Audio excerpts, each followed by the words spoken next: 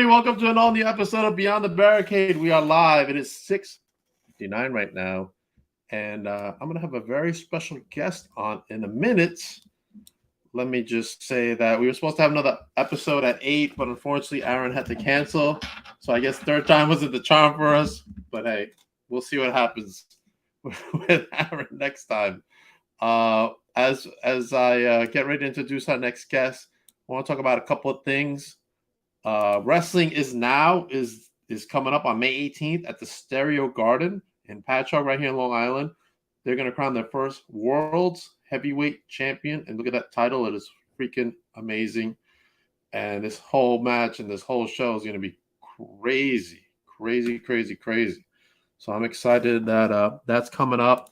And as part of the Win Wrestling is Now social media tour, it's making a stop tomorrow at 6:30. I'm gonna have Chris Cage on tomorrow night. We're gonna discuss his match in that elimination. That's for that beautiful title, man.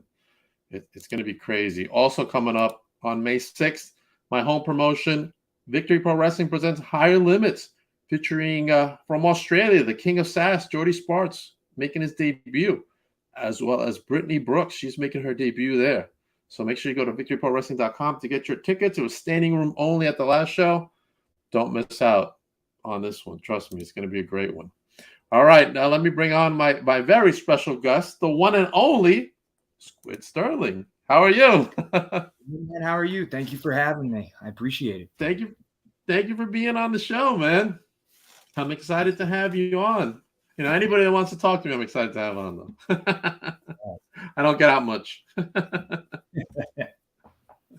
All right. So tell me how you fell in love with this wonderful world that we call professional wrestling.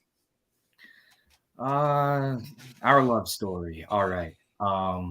So, how did your love story begin with wrestling?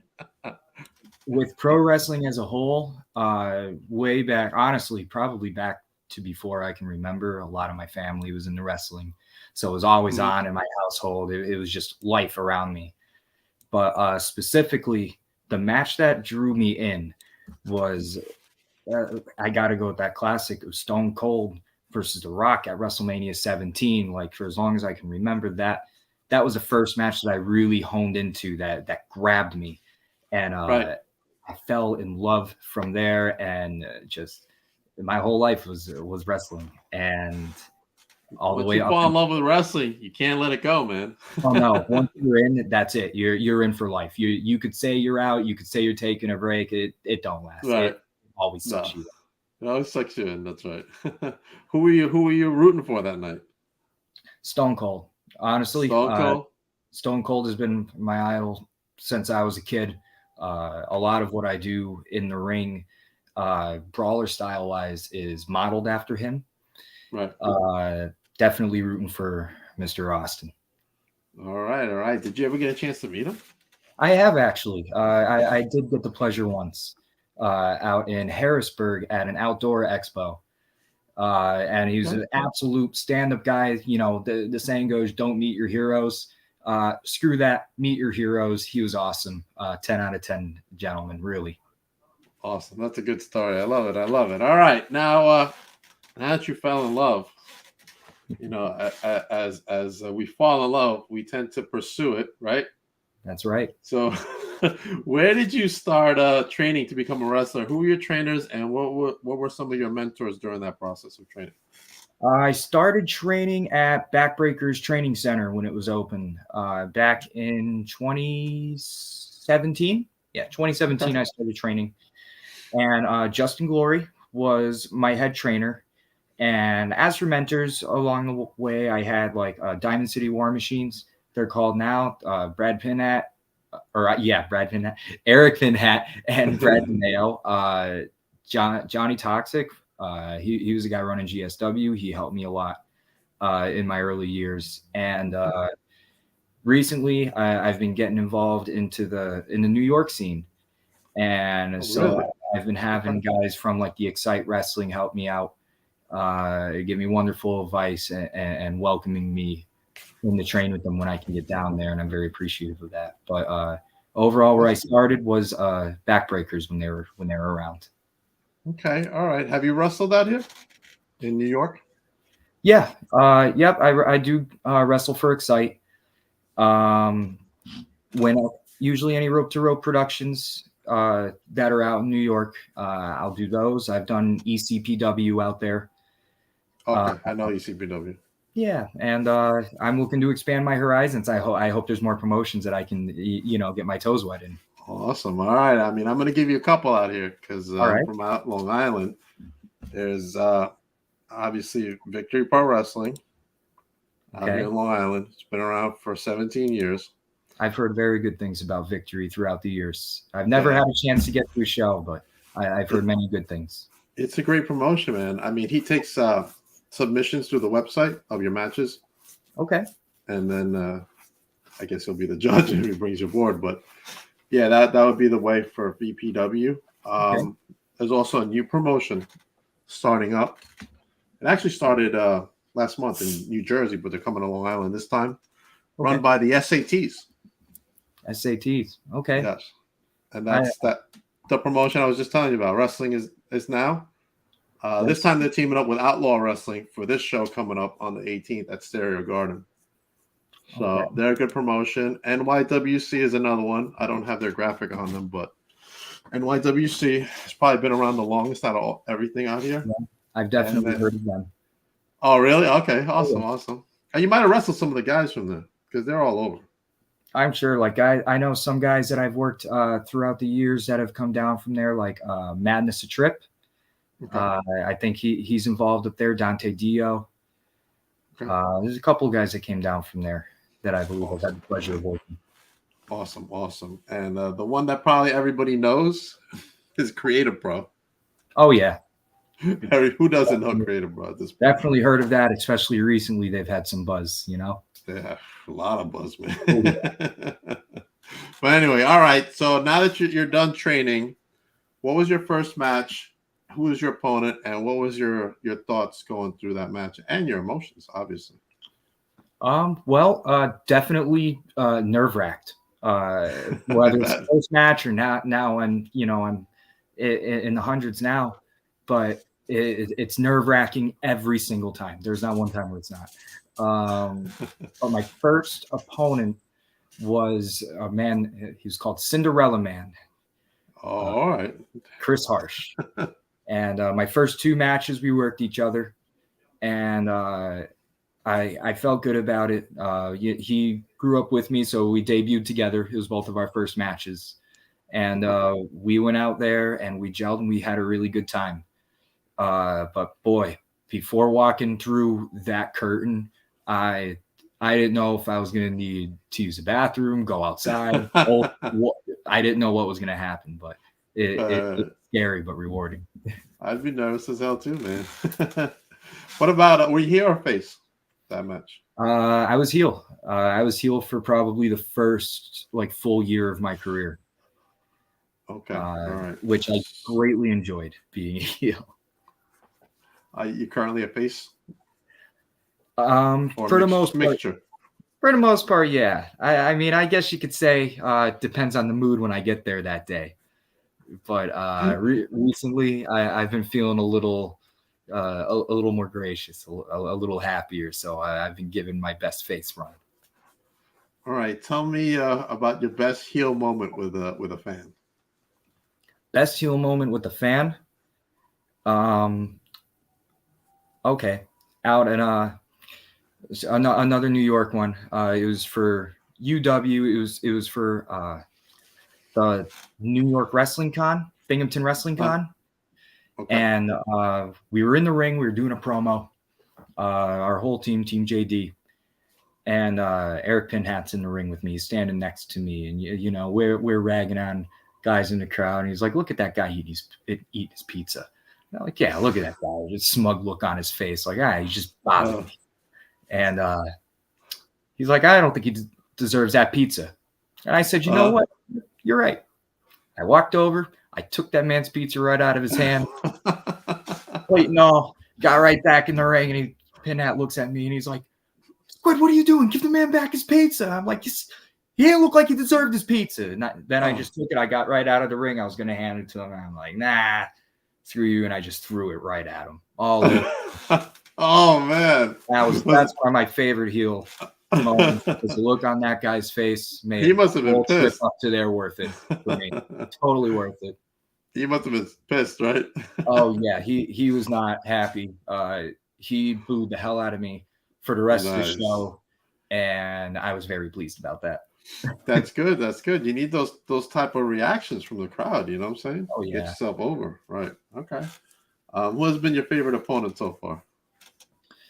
That's tough. Honestly, that's tough. Yeah, I see people tell me that's such a simple question, and a lot of wrestlers, once I start asking them, they're like, "No, that's a tough one." No, it really is, because I've worked with so many talented, wonderful workers over the past few years. Right. You can pick a couple if you don't want. If you don't want to just say one, you can pick a couple. Okay. the ones that stick out. I have 3 of them that stick right out to me. Okay. And that's Jason Furious. We worked each other at the Lycoming County Fair, and that's one of my favorite matches that I've had. HC Loke, he's one of the greatest legends in the business, and he has such a sound mind for everything going on in the ring. It was a pleasure to work with him. And another one, honestly, I would have to say Tyler Reed. He's an up-and-comer. He's graduating from Excite Wrestling, but we've had a 3-match rivalry series together, whatever you want to call it. And overall, he won. He was the better man out of it, but I had a lot of fun just kicking the hell out of each other. It really was. It was a lot of fun. Were you the face or the heel in the match? I was a heel. I think I was the heel for all of those, actually. Okay. All right. Oops, I almost dropped my soda. All right. Tell me about an opponent that you want to wrestle with that you haven't wrestled at all. Or 2. 1 or 2 that I want to that I haven't. One of them is actually happening tomorrow night. There's a show. It's BYO Wrestling. It's their first show. Mm-hmm. I was gracious enough to get added to the card, and it's going to be against Mr. MIT Jackson Murray. And he's a guy that I've been watching since I've heard of him, and now he does fantastic stuff in the ring. I'm happy to knock that off of my list. Awesome. Other than that, one of the guys from around my area that I've always wanted to step in the ring with was Ace Austin. Ace Austin. Okay. I would love to get some experience from him and really have him push me to limits in the ring. I've gotten to train with him a few times, and he himself has such a wealth of knowledge that I just love to extract every little bit of it, you know? Right. All right. Awesome. Tell me about your favorite rib story that happened to you, or one you committed towards another person. I'm gonna be honest with you. I haven't been ribbed. Nothing? Knock on wood. I haven't been ribbed too hard since I've been in this business. I guess you could say I'm lucky to be around that, but maybe you can call this a rib. One of the guys. This is back when I was training. Mm-hmm. There's this kid Tyler. I won't say his last name on here for reasons, but gotcha. We were on chop day. We were learning how to take and give chops at training, and I was in the same class as Adina Steele, and this woman went to go chop Tyler, and Tyler blocked. There's a golden rule, man. You don't block chops. You just take it like a man. You just take it. Period. I don't care if it hurts. Take it. And he blocked. And my trainer, I saw fire in his eyes when he saw that. And he's just like, no. We don't do that. It's 2 strikes, because not only did you block a chop, but you blocked a chop from a girl. So we put his shirt over his head. We put his arms around the turnbuckle. Poof! We all went down the line. Oh, no. There was many different sized handprints across this poor boy's chest. Oh, man. Like, we knew we were getting into. We told him I don't even know if that's considered a rib because we told him that this is what's going to happen to you. I think that might be a life lesson instead of a rib. Needless to say, he never blocked one again after that. Oh, really? Is it? I'm not going to ask you more info, but is it someone well known? No. Oh, okay. Honestly, he had a couple matches and kind of disappeared off the face of the He kind of gave up. He said, "This is Yeah. not for me." Yeah, he learned. Maybe he should have been a ref or something. Well, it's funny you say that. That's what he said he wanted to do. Oh, really? No, you're a wrestler, and they pushed him into that position. And I just think he fell off from it. But nice. All right. Usually, I tell that towards the end. I asked that question towards the end instead of in the beginning. But and then sometimes I don't ask it at all. I'm like, man, I forgot to ask about a rib because we just get engaged in other topics and stuff. Good stories out of it, though. Oh, I heard some really good ones. Really good ones. Some famous actual ones that people. It's a business, and you meet people, you mingle, and you become friends with a lot of people, and people different roads. So yeah, I heard some good ones. All right, let's jump out of wrestling for a moment. Tell me about some of your hobbies. What do you like to do when you're not wrestling? One of my favorite things to do, just as my gimmick, suggests, I'm a musician. I've been playing guitar for well over, how old am I now? Jesus, I've been playing for almost 20 years now. And I've been playing drums for a few years. Oh, nice. Bass, guitar, vocals, anything that has to do with music is part of my passion. Other than that, I love playing video games. I'm a huge gamer. If you can't tell from the background, I'm a huge nerd. I got figures everywhere. They're all Pokemon up there. I love Pokemon. I'm looking. Any Funkos? I'm a big Funko guy. I have close to 700 Funko Pops. Really? I'm a huge Funko guy. Dude, me too, man. I love to hear it. I got all of those back there behind me are all Funkos. Here's one. I'm hoping you can see it. Oh, I can't see. Oh, there it is. The Green Goblin. Green Goblin. I love it. I'm a Marvel fan too. I love Spider-Man's my favorite out of all the Marvel movies, particularly the newer series. Is that the ones you collect the most? The Marvels? No. That's a scary hole to go down for me, is getting the Marvel ones because I'm a big collector at heart. Like I'm a completionist. So if I start something, I have to get them all. And there's just way too much to get into for Marvel. So I have a lot of the WWE. I'm in the same boat with WWE. There's so many that I want that I still can't get, like an AJ Lee. Oh yeah, screw that. That is so much money. I saw one. I want to drop. I saw some for a couple hundred. There's a lot of fakes for AJ. Oh yeah, but like even if it's a good one, it's not in good shape. Like there's something wrong with the box. I'm like meticulous with the boxes. Even to look for one out of the box online, you're going to pay upwards of like $200 for it. Yeah. I did see one someone had for sale for $510, and the box was mint and it was original. God. So I'm like debating. I'm like, shit, should I pull the trigger? And you know what's crazy about that stuff is, I'm assuming you've been doing this for a while. Then you've been collecting for a while. So like back then, when you saw all of these pops in the stores, and you probably saw like, this would be nice, but I'll pass up on it, and you'll leave it there. And then 2-3 years later, the prices are astronomical now. I know, yeah, that's happened to me with some pieces, yeah. Damn much. I know. Which are real hard to collect, and I can't even believe I try to collect them as many as I can. The actual Freddy Funkos, the limited ones that they give out, like at Funko has this event during San Diego. Yeah, I just forgot the name of the event, but anyway, they have their own special event. It's at night, and it's like you come in, you get a box. They call it the box of fun, and those are the limited ones where they make like 200 or 24 or something like that. That's where there's like 4 wrestling ones. Yeah, do you know what they are? I know there's Sting. I have Sting. I have one of the Hogans. Yeah, there's multiple. Not the one that's beat up. The one that's regular Hogan. Is there a John Cena? No, there's a Macho Man. Macho Man. That's all that I think. That's it. There's only 4. Okay, there we go. 2 Hogans, the Sting, and the Macho. That's all they made out of wrestling for those types of series.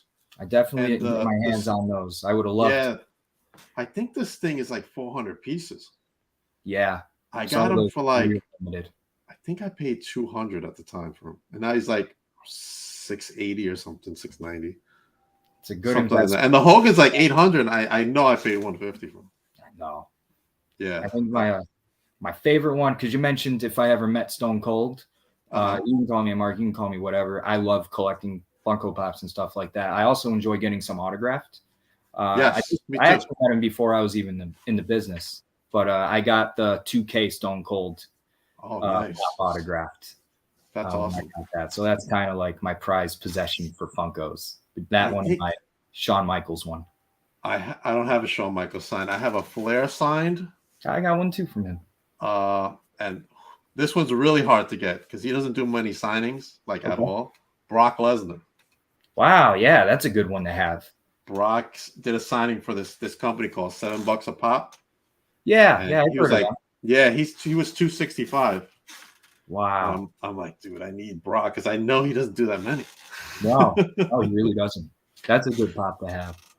Yeah, it's one of my favorites in my collection. But like, it's so addicting, bro. It's like I have a whole one. You have to have them all. You know? Besides what I have here, I have a whole storage unit full of them. God, that makes my heart happy. And I'm looking at some of my signed ones. I'm just gonna tell you some right off the bat. Okay. She-Hulk, signed by the girl who played She-Hulk in the show. All right. Bianca Belair. Kang, the guy who played Kang. Okay. I have his signed. I see Brock. The girl who played Agatha Harkness in the Marvel shows. Lawler, Paul Bettany, who played Vision. That one's cool. That was a good one. That one, yeah. And the guy who played Michael Myers, the original guy, Dick Warlock, I think is his name. Yep. Yeah, it's like, and I got Austin Butler, who played Elvis. Oh wow, that's cool. A hard one to get. An Elvis pop. Yeah, it's an Elvis pop. Yeah, it was. They're cool. Like, he doesn't do. I haven't seen him do any signings, but I've seen like guys get his autograph on pops. You know how they storm them in the events and stuff. Oh yeah. So he's got the picture, and then he got it authenticated, so it's got the sticker on it from one of the grading companies. So I was happy to get that because I'm a big Elvis guy.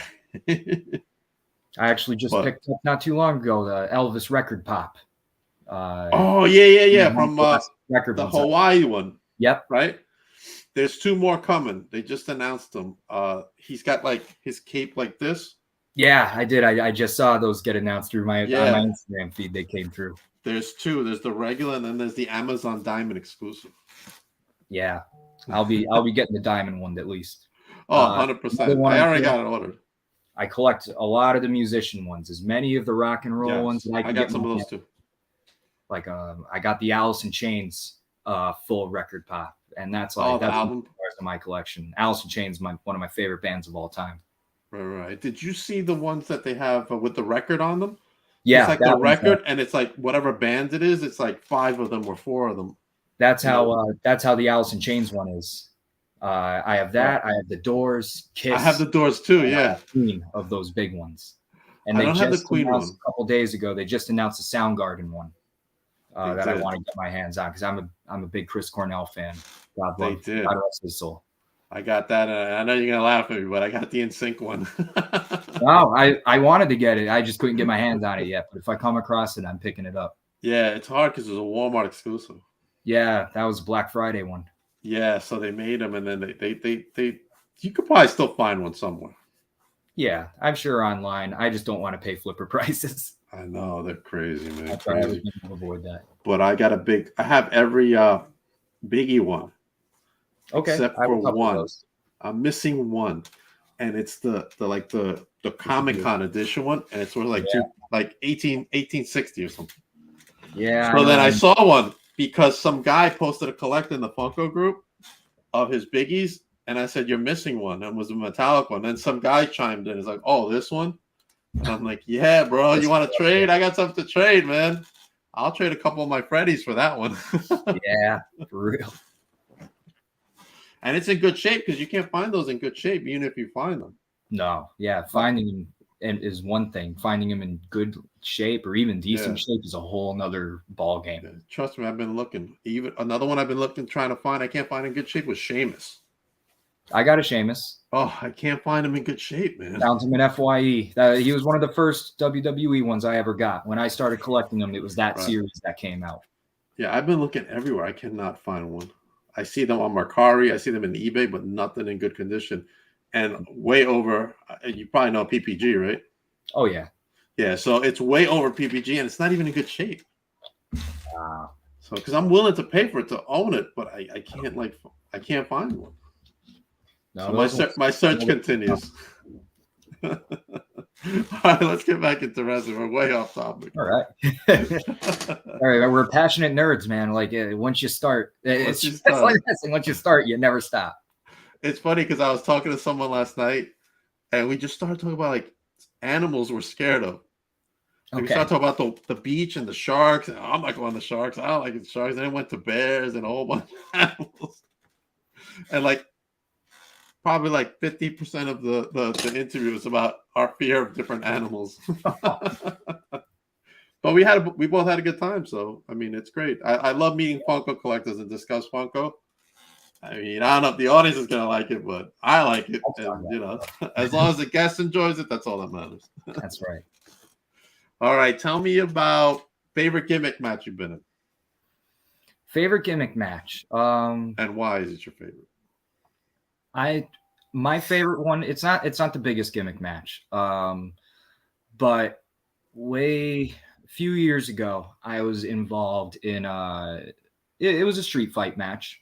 Mm-hmm. And we were going to go out there and do this thing, and we had a lot of elaborate stuff. This is very early in my career too, so like this probably all happened for the better. We had all this stuff planned, and this was for Backbreakers, and it was against Dante Dio. And when 5 minutes before curtain, we were the first match on, and the State Athletic Commission showed up. And well, you got to behave yourself when the Athletic Commission is there, of course. Yeah. So don't I know it? Everything that we had was just gone out the window, and I just threw my hands up in the air. I'm like, screw this, screw it. We're professionals. Let's go work. Right. And we did a 25-minute street fight with no actual weapons, but still, we got our street fight money out of it. Was it in New York? No. It was at the Falcon's Nest in Mayfield, PA. Okay, because in New York you can't do any blood. I know. First time I ever worked in New York, I thought that the promoter was going to kill me because really? I had Dewey Murray take my head and he smashed me off of the steel steps. And for anybody who might be watching who wonders if that stuff hurts, I got news for you. It hurts. It does. Because he smashed my head off of it and it just split my forehead right open. Oh, man. And thankfully, it was a big tag match. It was at the end of the match. I think they were counting to 3 as the blood started pouring out of my head. But when I got back there, like, what are you doing? You're going to get us canceled. You're going to get us kicked off the TV. And we're not going to be able to run shows. And I'm like, I'm sorry. Like, I can't control how bad that hurts. It was an accident. At that point, it's an accident. It happened. It happened. Yeah. You know what I'm saying? And that was up in Johnson City, New York. Oh. So it was that day when I learned how much they really do not like blood, or like maybe I'll use the term unnecessary violence for like weapon shots and stuff like that. Right. Serena says hello to everybody. Hello, Serena.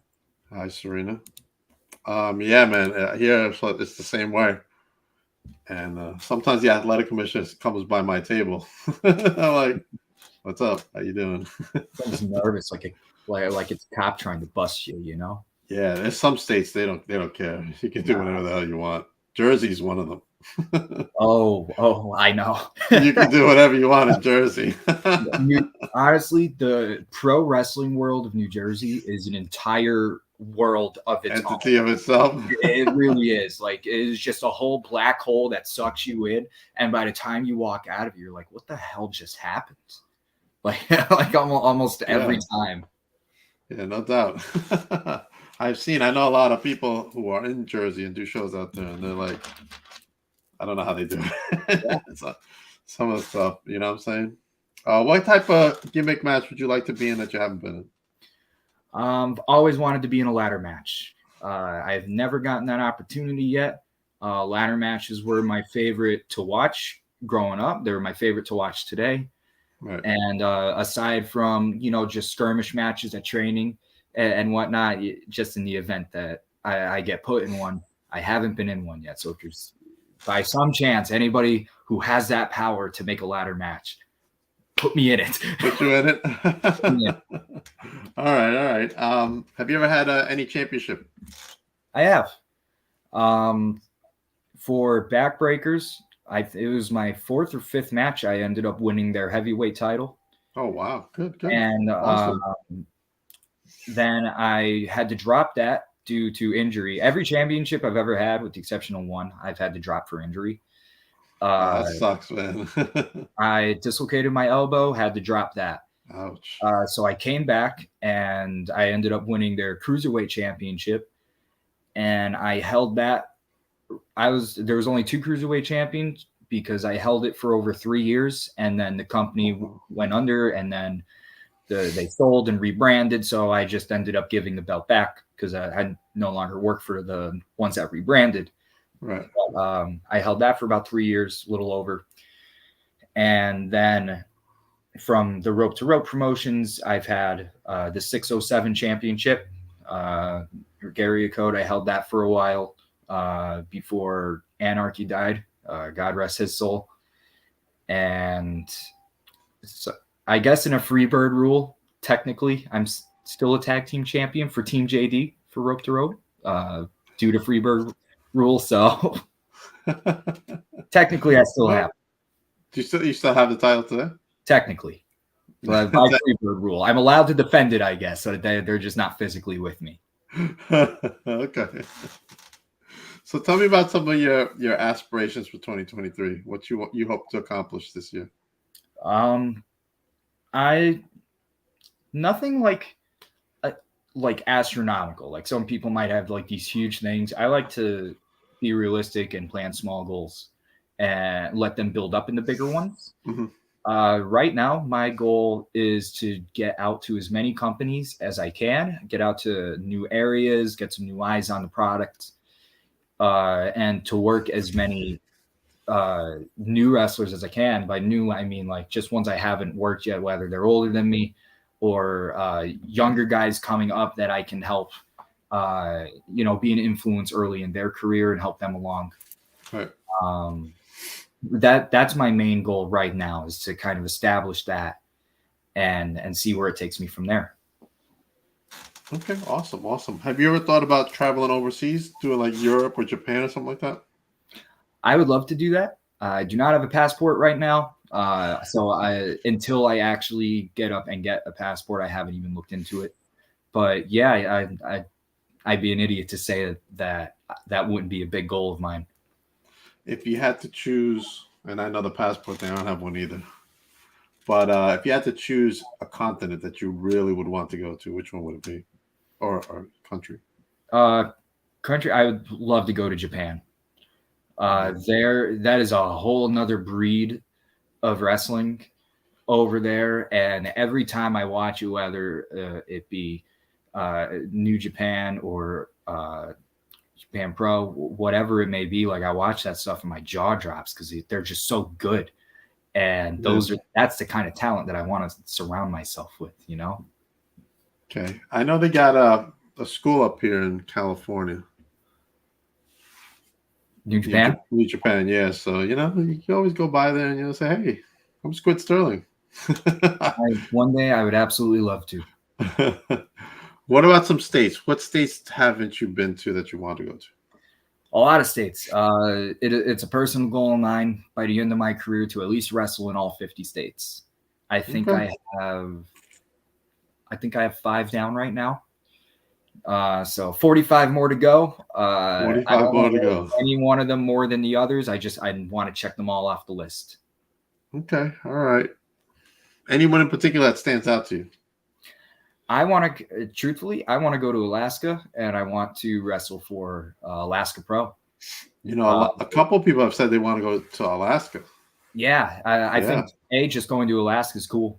Right. I would love to just be there and see it and experience it.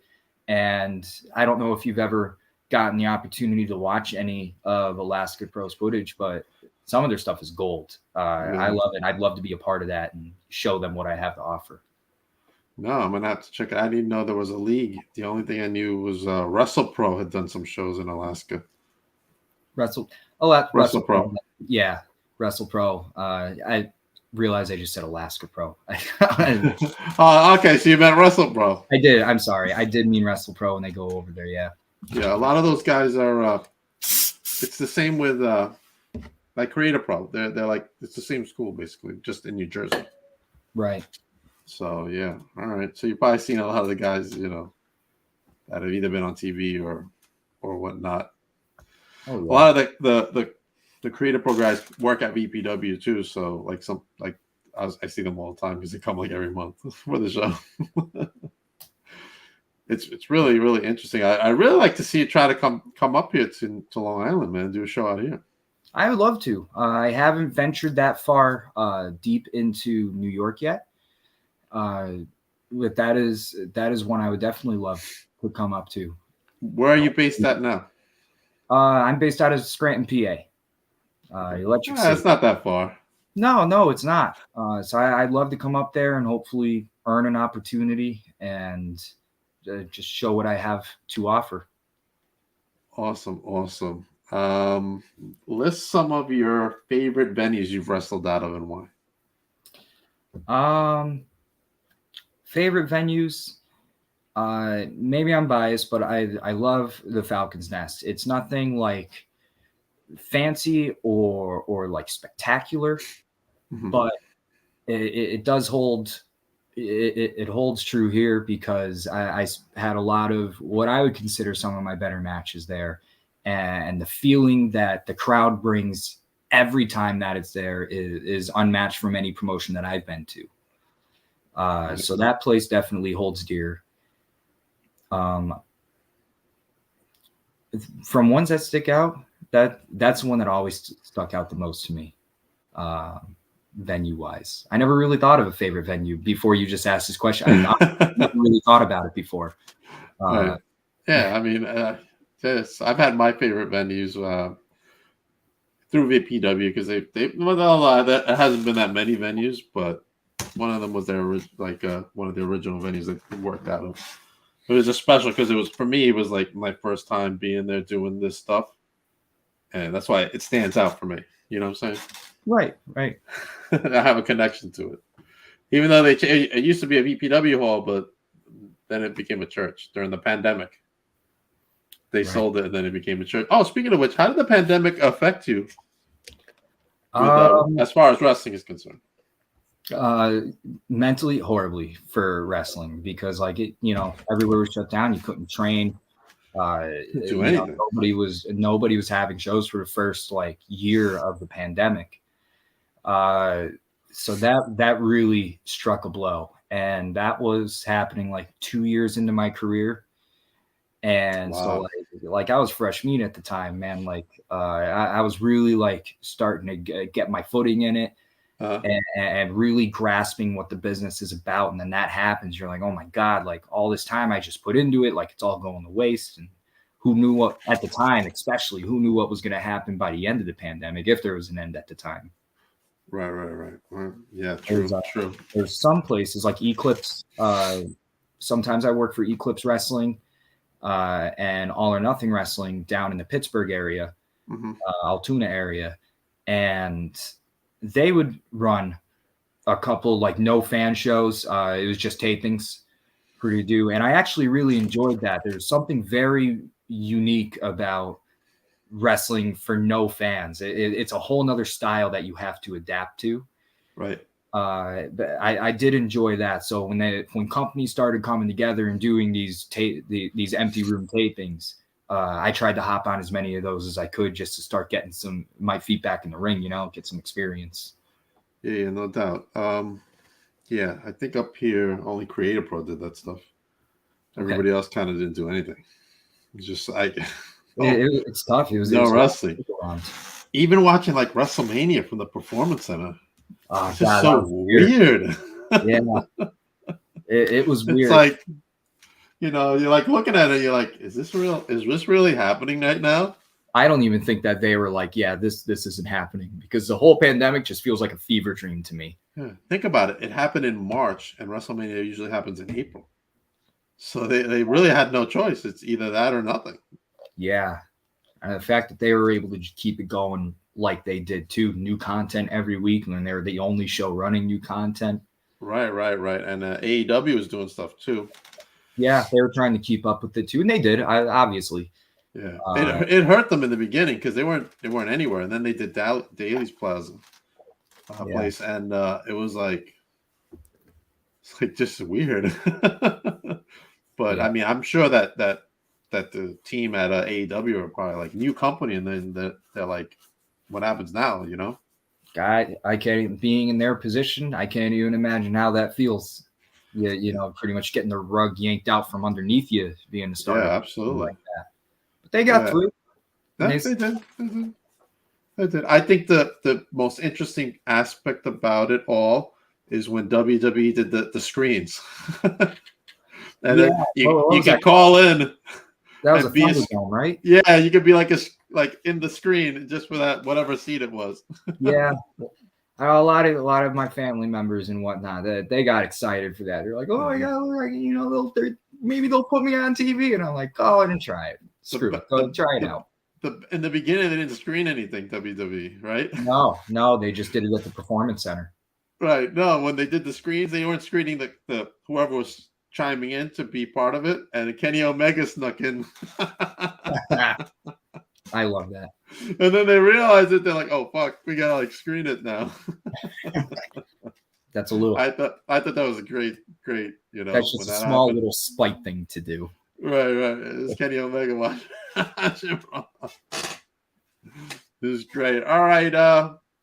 Tell me about any upcoming appearances you have coming up. Yeah, like I mentioned a little earlier, tomorrow night in Oliphant, PA, it's for BYO Wrestling. I'm wrestling Jackson Murray, and the next night is Rope to Rope out in Williamsport, PA, where I will be representing Team JD. Then the next week on May 6th is going to be Smash Master Wrestling, and that Smash Master, by the way, is one of the absolute greatest promotions I've ever had the pleasure of stepping foot in. It is a big party. We don't believe in championships. We believe in story. And every match has a purpose. And we just love to have a giant, literal party when we're there, and all the fans are involved. And it is a truly special place to be. Highly encourage anybody watching, if you're on the area, please come out to that. I can't say enough good things about the promotion and the people who run the place. Awesome. That's in Troop PA.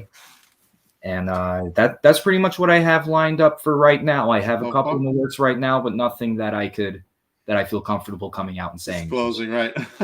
Okay. Fair enough. Where can everybody follow you, Squid? Please follow me on Facebook, Instagram. I tend to be more active on there. I'm trying to take my TikTok off the ground. Nice. So when I can post videos, I'm on there. And all of this is at Squid Sterling. I have Twitter, YouTube. I just uploaded a few new videos on there finally. Nice. So all the main socials pretty much. And if you ever interested in any merchandise, I'm on Pro Wrestling Tees. Awesome. All right. Now, as for me, man, anybody who's watching, and I haven't done this so far, is flash this graphic, but you can follow me at all these social media sites, right? Love the pop, right? YouTube Papa Dank, Facebook Papa Dank, Twitter it's Papa_Dank, and I can't see that because I got the other thing going. Hold on, let me take that off real quick. But yeah, Papa_Dank_07, and at Instagram, Papa Dank 007 actually. But you pull up Papa Decade, and you can find me. You can Google me and you can find me. That's weird, man, because I had someone do that. I'm like, Google, see if I pop up. And I just pop right up. I'm like, oh, fuck. Fun stuff. Tomorrow night, I come back with Chris Cage for Wrestling Is Now's social media tour. It continues tomorrow on Beyond the Barricade with Chris Cage. He's going to talk about that beta elimination match he's in. I don't know if you recognize any of these guys, Squid. You got. I see PJ Savage. PJ Savage. That's right. That's my buddy. Is that Face? That's Face. That's Face.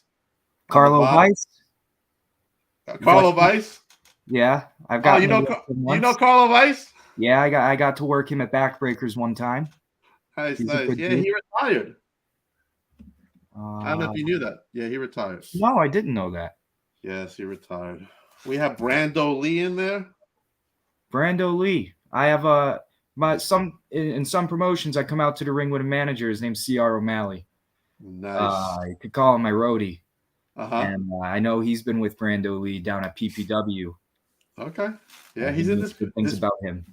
This big match: Sal Savelli, Papa Don, Dickie Rods, Joey Conway, whole bunch of people there. Face, I haven't met Face. I want to have him on the show one day. I'm gonna be working Face at Smash Master on the 6th. He's a part of our match. We got a big tag team match, and honestly, I'm kind of scared shitless of it. But we're gonna go out there and we're gonna do this. That's awesome. So yeah, Chris will be on tomorrow for Wrestling Is Now, and got that big event, that main event right there, as well as this tag team triple threat match with the Audacity, the Slime Balls, and the Homies. The Slime Balls. I love that. I know one of them. He's at my gym all the time, so I always say hello to him. And I had the pleasure of watching them at this big tryout we did in Tom's River. Oh yeah, Tommy. I saw the Slime Balls the first time I heard of them or met them, and I thought that they were absolutely fantastic. Yeah, he was telling me that he was there and he was meeting all these people, and good for everybody who went there. Had a great experience. It was a good time. It was a good time. That's what he told me.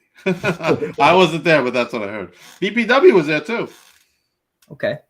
Yeah, they had their own table there too for that event, which of course is coming up May 6th. Victory Pro Wrestling presents Higher Limits. Make sure you go to victoryprowrestling.com to get your tickets now, with tickets starting as low as $25. Also, bad. You can go to Victory Pro Wrestling to sponsor a wrestler. How important is sponsorship, Squid? I'm sorry, say that one again. How important is sponsorship? How important? Could make or break some guys for paydays. Just for transit.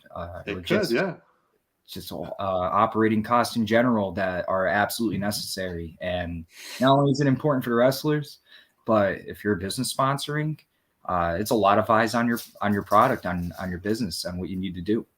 That's right. 110%. If anybody watching this has something they need sponsored, throw it out there. Take a chance. You might be surprised. Absolutely. Any little bit helps, right? That's right. All right, but we're going to see the BPW champion, Eric James, in action. He is going to be wrestling against this guy right here, Bryce Donovan, for that championship gold. Must-see match. Also, the wrestler, Jack Tomlinson. Now, he's got a problem with BPW, Squid. He feels he has been shadow banned by the company. Shadow ban. And he's got a tell-all on his YouTube channel, The Truth Behind BPW Management and the Boys. So make sure you go check out Jack Tomlinson's JT vlogs for further information on the shadow ban. That's interesting. Yeah, it's interesting. All right. Jack's interesting. We're also going to have Valentina Vasquez, the women's champion. She'll be defending her title against the one and only Brittany Brooks, who's making her debut at Higher Limits. And from Australia, the King of Sass, Jordy Sparks. All the way from Australia. He's coming from down under to come hang out at BPW and kick ass and take some names. All right. That's putting in the miles. I think he's coming to kick ass and take his name out. I don't want to put words in his mouth. Also, I will be at that show, Film and Vlog Interaction. What is going on with the 23-6 YouTube Heavyweight Championship, the most coveted title in all of YouTube, Squid? Handcrafted in Australia by a Bushman. True story, sir. Wow. 23-6 rules, 23 hours a day, 6 days a week. You know, you pick your hour day, your hour. Pick your hour that you want to rest. You know what I'm saying? And then, you know, you take Sunday off because it's Sunday. Gotta have your rest day. Gotta have your rest day. Gotta have the rest day. You know, but hey, when you're the champ, you gotta sleep with one eye open. That's right. You can't always got people coming after you. Always got people coming after you. So we'll be there filming that, and I'll make my usual rounds and talk to the talent and try to get whatever information they want to share with me, either merch or what's going on with them. And it's fun, man. It's probably the funnest thing I do. I used to do my interviews squarely there, right? Pre-tape them and then put them up later on YouTube. Then I decided I'm going to go streaming just like everybody else. And that opened up a whole new world for me. Yeah, I guess so. I've had some good talent on here, man. I'm very excited to be doing this and meeting new people. And there's some more talent that's in the works. Maybe some big names. Maybe. So. We'll see. We'll see. I'm waiting for them to call back from my. You know? Huh? That's right. I'm waiting to hear back. Yeah, thank you for doing this and giving us a platform to speak and for people to listen to us and get to know us a little bit. Yeah, man, I'm excited. I mean, I appreciate it. I've no problem, man. I'm having fun, and that's all that matters to me. That is for me the most important thing. There's some podcasts that are like, oh, I need to do this and I need to be at this level and this level. It's not about that for me. I have a job. This is my fun. Right. It's a lot of work to have this fun, but it's still fun. Oh, it's fun. I always say when it's not fun, Squid, I'm hanging up the cap.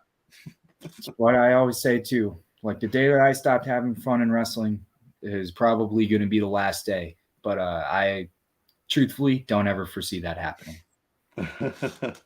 I'll be branching out soon. I will be doing a show in New Jersey in June where I will have my own table there as well. Further details are coming. Once they announce it, I will announce it as well. I was going to ask what promotion that's going to be for, but I guess we'll find out soon. Yeah, Squid, you'll have to follow me on all my socials to find out. Right, Serena? Serena in there? She says, thank you, Squid, for being on. We appreciate you being on. Appreciate you guys having me. Serena is my executive booker and the one who makes this all possible. I don't know where she finds people, but she finds people. Like you. She finds you. She does a good job. She does a good job. Thank you, Squid, for coming on. I appreciate you coming on. And hopefully we'll have you back in the future. When you got something going on, just let us know. And we'll have you back on. You can talk about it. Absolutely will. Thank you. I appreciate it. Awesome. Stick around for a moment, Squid. Everybody else, have a good night. I will be back tomorrow night for Serena. You're welcome. I'll be back tomorrow night with Chris Cage for the Wrestling Is Now social media tour. It's stopping by here at Beyond the Barricade. And I am proud to be associated with Wrestling Is Now, a very big upcoming promotion. Keep your eyes peeled for that. Everybody else, have a good night. I will be back tomorrow.